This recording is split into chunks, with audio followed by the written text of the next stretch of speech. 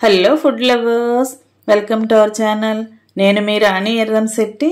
Friends, ఒంటికి చలువ చేసే పెరుగు తాలింపుని చేసి చూపించబోతున్నానండి. చాలా చాలా టేస్టీగా ఉంటుంది. రైస్లోకి పెరుగుని డైరెక్ట్గా పిల్లలు తినరు కదా చాలా మంది, వారి కోసం ఇలా మనం ప్రిపేర్ చేసి పెట్టామంటే చక్కగా ఇష్టంగా తింటారండి.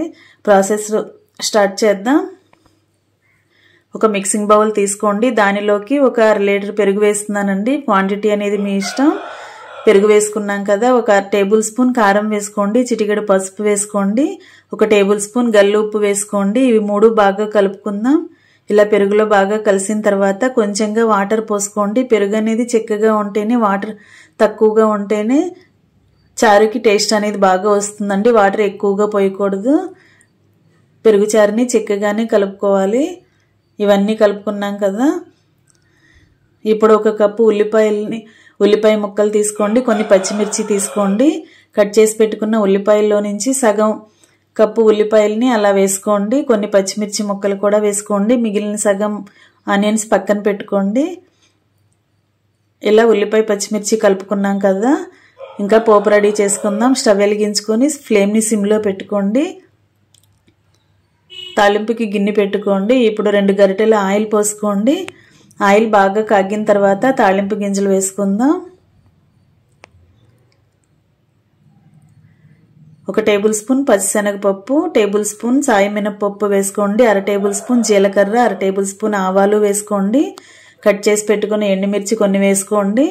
దంచి పెట్టుకున్న వెల్లుల్లి రెబ్బలు కూడా కొన్ని వేసుకోండి. కడిగి పెట్టుకున్న కరివేపాకు వేసుకోండి. సన్నగా తరిగి పెట్టుకున్న కొత్తిమీర కూడా వేసుకోండి. ఇవన్నీ వేసుకున్నాం కదా. ఇప్పుడు చిన్న అల్లం ముక్క తీసుకోండి.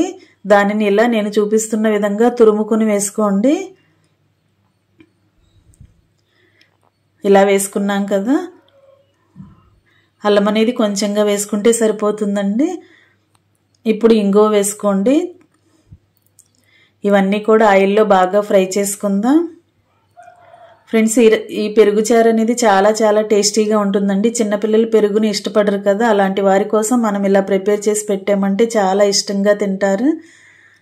తర్వాత సన్నగా కట్ చేసి పెట్టుకున్న ఆనియన్స్ 1/2 కప్పు పక్కన పెట్టుకున్నాం కదా, అవన్నీ కూడా ఇలా తాలింపులో వేసుకుందాం.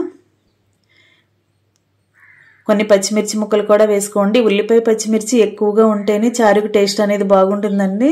చిటికెడు మెంతులు కూడా వేసుకోండి.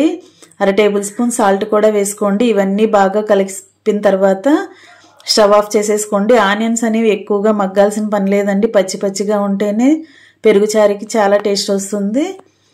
అలాగే స్టవ్ ఆఫ్ చేసేసుకున్నాం కదా. అవన్నీ కూడా మనం ముందుగా కలిపి పెట్టుకున్న చారు అంతా కూడా అలా తాలింపులో వేసేసుకోండి. ఒకసారి టేస్ట్ చూసుకోండి. సాల్ట్ కానీ చాలకపోతే అడ్జస్ట్ చేసుకోవచ్చు.